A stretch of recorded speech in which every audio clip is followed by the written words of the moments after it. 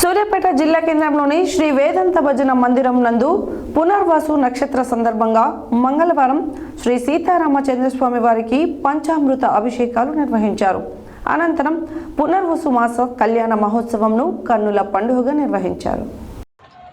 సూర్యాపేట జిల్లా కేంద్రంలోని శ్రీ వేదాంత భజన మందిరం నందు పునర్వాసు నక్షత్రం సందర్భంగా మంగళవారం శ్రీ సీతారామచంద్ర స్వామి వారికి పంచామృత అభిషేకాలు నిర్వహించారు. అనంతరం పునర్వాసు మాస కళ్యాణ మహోత్సవంను కండుల పండుగగా నిర్వహించారు.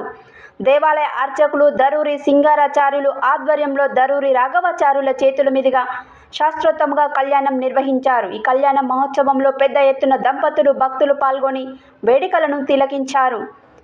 అమ్మవారికి స్వామివార్లకు తలంబ్రాలు పోశారు. అనంతరం భక్తులకు తీర్థ ప్రసాదాలు తదియ ఆరాధన నిర్వహించారు.